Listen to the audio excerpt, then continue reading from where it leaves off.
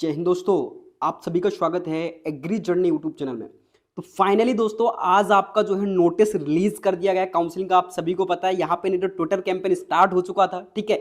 But यहाँ पे आपकी जो आरबीएस केबीबी है राजमाता विजय राजे सिंधिया ने ये बहुत बड़ी अपडेट निकल के आ रही है एमपीपीटी एस्पिरेंट स्टूडेंट्स के लिए। आपकी यहाँ पे काउंसलिंग का शेड्यूल जारी कर दिया गया है। तो डिटेल्स में हम इस वीडियो में आपसे बात करने वाले हैं, क्या क्या डॉक्यूमेंट्स आपको संभाल के रखने हैं, एलिजिबिलिटी क्राइटेरिया क्या है काउंसलिंग का, कैसी आपको सारी प्रोसेस करनी है, किस किस पावती को संभाल के रखना है, वो बहुत ज्यादा मैटर करता है, एक बात याद रखना, ठीक है। तो डिटेल्स में सारी इंफॉर्मेशन आपको इस वीडियो में मिलने वाली है, आपको कहीं भी देखने की जरूरत नहीं पड़ने वाली। सारी डिटेल्स में आपको एक एक चीज यहाँ पे समझाने वाला हूँ। तो जो भी स्टूडेंट्स नए हैं तो चलिए सभी लोग चैनल को सब्सक्राइब कर ले, क्योंकि आपके कॉलेज के अलॉटमेंट तक एग्री जर्नी आपके साथ है और साथ हमेशा जब से आपका फॉर्म फिल हो रहते हैं तभी से आप लोगों से साथ में हूँ, ठीक है। तो चैनल को सब्सक्राइब कर लें और कोई भी डाउट्स हो आप अपने क्लियर कर सकते हो। सबसे पहले यहाँ पे ऑथेंटिक जानकारी जो है एमपीपीएटी के लिए एग्री जर्नी आप सभी को प्रोवाइड कराता है। तो चलिए आइए फिर जो है स्टार्ट करते हैं। तो आप यहाँ पे चेकआउट कर सकते हो, ये यहाँ पे जो है काउंसलिंग आपकी स्टार्ट हो रही है BSc agriculture, horticulture, forestry and BTech agriculture engineering.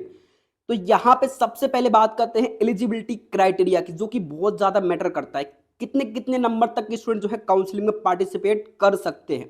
तो यहाँ पे आप देख सकते हो ये डाटा इन्होंने मेंशन किया हुआ है कैटेगरी वाइज। मैंने बोला था आप सभी थे कि एमपीपीएटी में ओनली हल्का सा क्राइटेरिया ओबीसी और जनरल के स्टूडेंट्स के लिए रहेगा, बाकी सभी स्टूडेंट्स यहाँ पे एलिजिबल माने जाएंगे। तो वही यहाँ पे क्राइटेरिया निकल के आप देख सकते हो। BSc agriculture, horticulture and forestry और बीटेक एग्रीकल्चर इंजीनियरिंग, दोनों के लिए यहाँ पे डाटा मेंशन किया हुआ है, देख सकते हो आप, ठीक है। यहाँ पे अपन ओनली बात करेंगे, अभी आप देख सकते हो यहाँ पे जर्नल की सबसे पहले बात करेंगे, ईडब्ल्यूएस की और जर्नल की। तो ये आप यहाँ पे देख सकते हो, यहाँ पे लिखा हुआ है जर्नल की फीमेल की सबसे पहले बात करते हैं। तो जर्नल की फीमेल के यहाँ समस्त अभ्यर्थी पात्र हैं। इसके बाद हम बात करते हैं अनारक्षित वर्ग के, जो यहाँ पे एक्स और कृषक प्रमाण पत्र के जो आपके जर्नल के स्टूडेंट्स हैं, वो यहाँ पे 71 नंबर से जिनके अधिक हैं वो यहाँ पे काउंसलिंग के लिए एलिजिबल माने जाएंगे। बाकी सिलेक्शन यहाँ पे नहीं होने वाला 71 से, ठीक है, याद रखना। और बीटेक के लिए यहाँ पे 62 से जिनके अधिक है वो यहाँ पे काउंसलिंग के लिए एलिजिबल माने जाएंगे। ये यहाँ पे सभी को मैं बता दूं, ये एक पैसे कमाने का जो है थोड़ा सा जरिया होता है यूनिवर्सिटी के पास और सभी के पास, कि यहाँ पे समस्त अभ्यर्थी पात्र हैं। बाकी आप सभी को पता है यहाँ पे सिलेक्शन नहीं होने वाला। मेरे को पता है यहाँ 50-50 नंबर वाले स्टूडेंट्स भी काउंसलिंग में पार्टिसिपेट करेंगे, तो बेनिफिट उनको ही होता है। अभी बात करेंगे कितना यहाँ पे जो है चार्जेस लगते हैं, ठीक है। तो यहाँ पे आप देख सकते हो, यहाँ पे जो एससी कैटेगरी की फीमेल्स है उनका भी यहाँ पे समस्त मतलब टोटली समस्त अभ्यर्थी पात्र हैं। यहाँ पे ओनली ओबीसी के जो फीमेल है उनके लिए यहाँ पे क्राइटेरिया निकल के आया, ओनली बीटेक एग्रीकल्चर इंजीनियरिंग में 53 से अधिक होने चाहिए। और ओबीसी के जो यहाँ पे बॉयज हैं और कृषक प्रमाण पत्र जो ओबीसी के बॉयज हैं उनका यहाँ पे 71 और बीटेक एग्रीकल्चर की 62 से अधिक नंबर होने चाहिए। बाकी यहाँ पे समस्त यानी ऑल कैंडिडेट्स यहाँ पे काउंसलिंग के लिए एलिजिबल माने जाएंगे। ये नोटिस आपने देख लिया भाई एलिजिबिलिटी। अब डेट्स की बात करते हैं जो कि बहुत ज्यादा मैटर करती है और सभी डेट्स पे आपको एक्यूरेट काम करना है। किसी भी डेट के लिए आपको इंतजार नहीं करना है कि भाई देखो, यहाँ पे बात करते हैं डॉक्यूमेंट्स की, ठीक है। डेट्स आपको सभी को जानकारी देता हूं मैं पहले। तो यहाँ पे आप देख सकते हो सबसे पहले कि बीएससी एग्रीकल्चर, हॉर्टिकल्चर एंड सभी का डाटा मेंशन किया हुआ है। सबसे पहले यहाँ पे बात करते हैं रजिस्ट्रेशन की। तो जैसा कि मैंने आप सभी को यहाँ पे बताया कि क्रिप्स ऑनलाइन पर आपका रजिस्ट्रेशन होगा, आईडी और पासवर्ड क्रिएट होगा। सबसे पहले यहाँ पे आपका आईडी पासवर्ड क्रिएट होगा, ठीक है, जो कि साइबर कैफे नेट कैफे पर जाकर होगा। इसके बाद आपकी चॉइस फिलिंग होगी, ठीक है। तो ये आप देख सकते हो 27 तारीख से आपके रजिस्ट्रेशन स्टार्ट हो जाएंगे सभी के, BSc agri, horti and BTech. और ये कब तक चलेंगे? 6/1/2023 तक आपके रजिस्ट्रेशन चलेंगे। मतलब 6 तारीख तक आपके टोटल यहाँ पे एक हफ्ते तक में भी आपका टोटल रजिस्ट्रेशन का काम चलेगा और चॉइस फिलिंग का, ठीक है। बट आपको इंतजार नहीं करना लास्ट डेट तक, याद रखना, ठीक है। तो यहाँ पे आप देख सकते हो 27 से आपका 6 तारीख तक हो रहा है रजिस्ट्रेशन और चॉइस फिलिंग, ठीक है। इसके बाद यहाँ पे क्या पूछा हूं, निर्धारित केंद्रों पर सत्यापन मतलब डॉक्यूमेंट वेरिफिकेशन। आप देख सकते हो डॉक्यूमेंट वेरिफिकेशन कब होना है, तो यहाँ पे डेट्स मेंशन की हुई है। 28 से आपका जो है 9 तारीख तक यहाँ पे यूनिवर्सिटीज डॉक्यूमेंट वेरिफिकेशन चलेगा। यहाँ पे एक बात और याद रखना, ये इन्होंने मेंशन किया हुआ है कि शनिवार और रविवार को छोड़कर, ठीक है। तो टाइम आपके पास कम है डॉक्यूमेंट वेरिफिकेशन के लिए और बहुत सारे सेंटर पर बहुत ज्यादा भीड़ होती है। अभी सेंटर की भी हम बात करेंगे, कहाँ कहाँ आपको डॉक्यूमेंट वेरिफिकेशन कराना है। इंदौर खासतौर से बहुत ज्यादा यहाँ पे सेंटर पर डॉक्यूमेंट वेरिफिकेशन के लिए बहुत ज्यादा भीड़ होती है। इंदौर हो गया, इसके बाद आपका सीहोर हो गया, और ग्वालियर हो गया, इन सेंटरों पर बहुत ज़्यादा यहाँ पे भीड़ होती है डॉक्यूमेंट वेरिफिकेशन के लिए, ठीक है। तो थोड़ा सा डॉक्यूमेंट वेरिफिकेशन जल्दी कराओ, सारे डॉक्यूमेंट्स को क्लियर रखना भी बात करते हैं हम, ठीक है, सारी डिटेल्स में बात करते चलेंगे। इसके बाद आपका जो है अलॉटमेंट कब होगा, ठीक है, ये अलॉटमेंट के बारे में जानकारी दी हुई है कि कब आपके यहाँ पे अलॉटमेंट होगा। तो 11 से आपका 16 तारीख के बीच में अलॉटमेंट होगा, जैसा कि क्रिप्स ऑनलाइन पर आईडी पासवर्ड डाल के आपको अपना अलॉटमेंट चेक करना है कि मेरे को फ्री सीट पर या पेमेंट सीट पर सीट अलॉट हुई है, ठीक है। इसके बाद आपका शुल्क की पावती वगैरह जमा होगी। इसके बाद आपका जो है आपको विद्यालय जो भी आपको कॉलेजेस अलॉट होगा फर्स्ट राउंड में, ठीक है, जिनका फर्स्ट राउंड में नहीं होगा उनको सेकंड राउंड के लिए वेट करना है।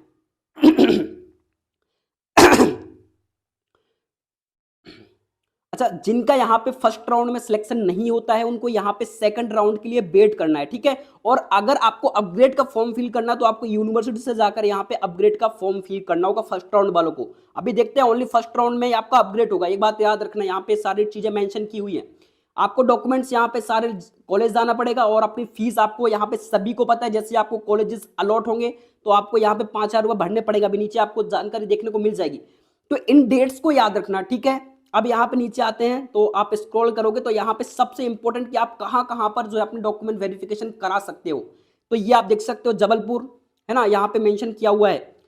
आप जबलपुर जा सकते हो, रीवा हो गया, टीकमगढ़ हो गया, गंज बसोदा हो गया, बारासिवनी आपका बालाघाट, ठीक है, होशंगाबाद यानी पवारखेड़ा, ग्वालियर, इंदौर, सीहोर, खंडवा, उद्यान की महाविद्यालय आपका मंदसौर हॉर्टिकल्चर कॉलेज, इसके बाद आपका जबलपुर, ठीक है। और जो अनुसंधान केंद्र है आपका रेहली, गड़ाकोटा, छिंदवाड़ा, मतलब जो भी आपके आसपास के अनुसंधान केंद्र हैं वहां पे आप डॉक्यूमेंट वेरिफिकेशन करा सकते हो, ठीक है। और नीचे यहाँ पे स्क्रॉल करोगे, सबसे इंपॉर्टेंट बात, ये इंपॉर्टेंट पॉइंट है यहाँ का कि पेमेंट सीट उन्हीं अभ्यर्थी पात्र होंगे जिन्होंने फिल करते टाइम यहाँ पे यस का ऑप्शन को चूज किया है। बिल्कुल स्पष्ट रूप से यहाँ पे नोट लिखा हुआ है, आप इसको रीड कर सकते हो, ठीक है। जिनने पेमेंट सीट के लिए यस किया ओनली वो पेमेंट सीट के लिए एलिजिबल माने जाएंगे, ठीक है। इसके बाद नीचे आते हैं तो आप यहाँ पे अगर ईडब्ल्यूएस आपने रिन्यू नहीं करवाया है तो उसको आप रिन्यू करा लें, ठीक है। एक बात और यहाँ पे याद रखें, डॉक्यूमेंट में अगर आपके पास किसी स्टूडेंट्स ने फॉर्म फिल करते टाइम अगर ईडब्ल्यूएस फिल कर दिया है या कोई भी कृषक प्रमाण पत्र, आर्मी कोटा, किसी भी प्रमाण पत्र को अगर फिल कर दिया है और उनका वो बना नहीं है तो उनको सीट यहाँ पे फिर जनरल या उनकी कैटेगरी से उनको अलॉट होगी, मतलब ओबीसी से अलॉट होगी, मतलब फिर उनको उस प्रमाण पत्र से सीट अलॉट नहीं होगी। तो ये बात थोड़ा सा याद रखना, ठीक है। यहाँ पे और भी चीजें मेंशन की है कि आवश्यक प्रमाण पत्रों की रंगीन छाया प्रति, मैंने जैसा कि आप सभी को बताया 10वीं 10th 12th कुछ और एक दो डॉक्यूमेंट्स होते हैं जैसे आय प्रमाण पत्र, टीसी, तो इन कुछ डॉक्यूमेंट्स की क्या होता है रंगीन प्रमाण पत्र लगते हैं, मतलब कलर प्रिंट निकलवाने पड़ते हैं, तो वो भी आपको यहाँ पे याद रखने मैंने वीडियोज में बता रखे हैं, ठीक है। और सबसे इंपॉर्टेंट कि अपग्रेड आपका ओनली फर्स्ट राउंड में होगा। यहाँ पे सेकंड राउंड का स्टूडेंट सोचे कि मैं अपग्रेड करा लूं, वो यहाँ पे अपग्रेड नहीं करा सकता। जैसे किसी स्टूडेंट को हॉर्टिकल्चर मिल गया, मंदसौर मिल गया, ठीक है, सेकंड राउंड की बात कर रहा हूं, वो सोचे कि मैं अपग्रेड करा के एग्रीकल्चर चला जाऊं, तो ये सेकंड राउंड में अपग्रेड नहीं होगा, ओनली फर्स्ट राउंड में आपके अपग्रेड के फॉर्म फिल किए जाएंगे। ये स्टेप को याद रखना, अपग्रेड ओनली फर्स्ट राउंड में होगा, सेकंड राउंड में नॉट अपग्रेड, ठीक है। ये बातें आप सभी को समझ में आ गई होगी। नेक्स्ट हम बात करते हैं, यहाँ पे और भी चीजें मेंशन की हुई हैं कि सेकंड राउंड होगा नहीं होगा, ये सारी चीजें को याद रखना, ठीक है। नेक्स्ट बात आती है डॉक्यूमेंट्स, आपको मतलब ये आपके काउंसलिंग के 6 प्रमुख चरण होते हैं, मतलब स्टेप आपके कौन से 6 स्टेप होते हैं काउंसलिंग के, इनको याद रखना। ऑनलाइन आवंटन, मतलब जो आपका ऑनलाइन अलॉटमेंट है, ये सारी चीजों को आप यहाँ पे रीड करते हुए चलना, ठीक है, बहुत मैटर करती है सभी चीजें, ठीक है। और यहाँ पे जीमेल और मोबाइल नंबर बिल्कुल वही फिल करना जो आपको पता हो, क्योंकि आपके अलॉटमेंट के जो है मैसेजेस वगैरह जीमेल पर और आपको मोबाइल नंबर पर आते हैं मैसेज के माध्यम से, तो थोड़ा चीज़ों को थोड़ा देख कर ही फिल करना, ठीक है।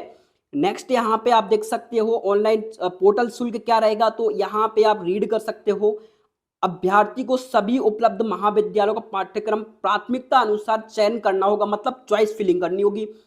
निर्धारित अंतिम तिथि के पूर्व शुल्क का भुगतान और चॉइस लॉक करना, आप चॉइस फिलिंग को बदल सकते हो, बट कब तक, जब तक आप पेमेंट नहीं कर देते हो। जैसे ही आपने चॉइस फिलिंग के बाद पेमेंट किया फिर आप चॉइस फिलिंग को बदल नहीं सकते हो, ये यहाँ पे जानकारी लिखी हुई है, ठीक है।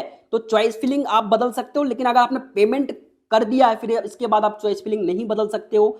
मैंने चॉइस फिलिंग पर वीडियो बना रखी है, आप लोग देख सकते हो, ठीक है, आपको डिस्क्रिप्शन में लिंक मिल जाएगी, चेकआउट कर सकते हो, मैंने बहुत सटीक वहां पे चॉइस फिलिंग बताई हुई है।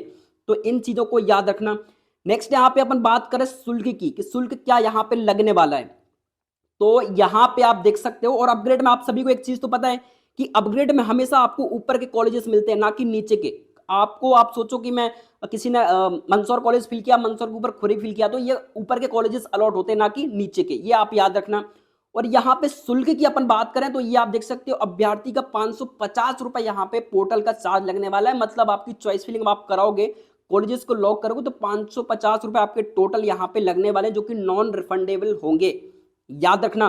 और चॉइस फिलिंग जो आपको पावती मिलती है, ठीक है, उसको संभाल कर रखना। ये स्पेशली मेंशन किया हुआ है इन्होंने रेड डॉट में, कि अभ्यर्थी इस पावती को संभाल कर अपने पास रखें, ठीक है। तो इन चीजों को आपको याद रखना है ना। डॉक्यूमेंट वेरिफिकेशन में यहाँ पे कौन कौन से डॉक्यूमेंट्स लगने वाले हैं, तो मैंने आप सभी को बताया था कि ये डॉक्यूमेंट्स की लिस्ट है आपकी, इनको बिल्कुल यहाँ पे पंचिंग करके रखें। एक सेट आपका ओरिजिनल का लगता है, और एक सेट आपका जो है फोटोकॉपी लगती है, और एक सेट आपका कॉलेज में लगता है, ठीक है। तो इन सेटों को तैयार करके रखना, और एक एक करके सारी चीजों के बारे में हम यहाँ पे बात करते हैं, ठीक है।